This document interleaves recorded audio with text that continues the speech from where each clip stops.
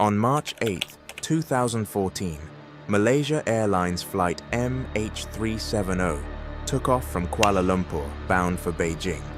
On board were 239 people. The flight was expected to arrive just a few hours later, but it never did. Less than an hour after takeoff, the aircraft disappeared from radar. No distress call, no emergency signal, no explanation. Despite one of the largest search operations in aviation history, the fate of MH370 remains one of the greatest mysteries of the modern era. For the families of those on board, the uncertainty has never truly ended.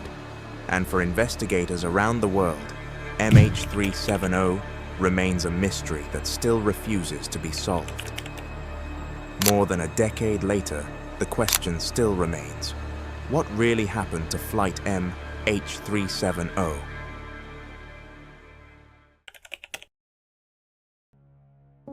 Malaysia Airlines Flight MH370 departed Kuala Lumpur International Airport shortly after midnight on March 8, 2014.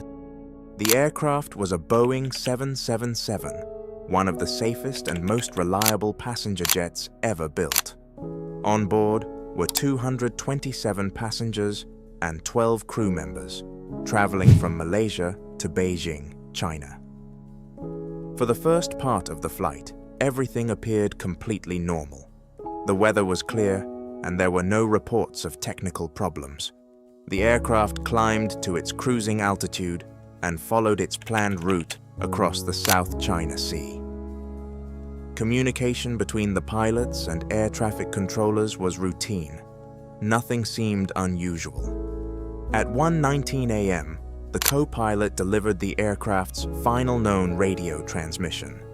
"Good night, Malaysian 370. It would be the last time anyone on the ground heard from the flight. Just minutes later, MH370 disappeared from civilian radar. At first, controllers assumed it was a communication problem. But as the minutes passed, it became clear that something was terribly wrong. At first, nobody realized anything was wrong. Flights occasionally lose contact with air traffic control for a few minutes, and most of the time the issue is quickly resolved. But this time was different. MH370 never checked in with the next control center as expected. As concern began to grow, investigators started piecing together the aircraft's final movements. What they discovered was unexpected. Radar data showed that the plane had not continued toward Beijing. Instead, it had changed course and turned back across the Malaysian peninsula. The aircraft then continued flying for several more hours. This raised a new and troubling question. If the plane was still airborne, why had nobody been able to contact it?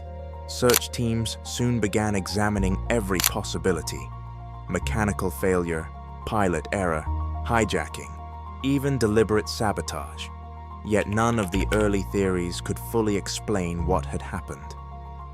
As the hours turned into days, the search area continued to expand. Governments, military forces, and aviation experts from around the world joined the effort. The disappearance of MH370 was no longer a missing flight. It had become an international mystery. More than a decade has passed since MH370 disappeared.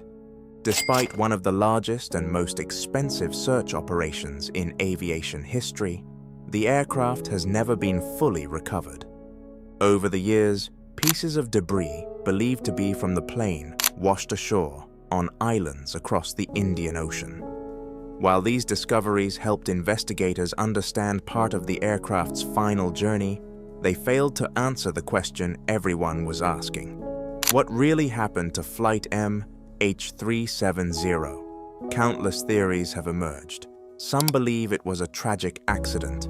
Others suspect deliberate human action. And despite years of investigation, no single explanation has been proven beyond doubt. For the families of the 239 people on board, the search for answers has never truly ended.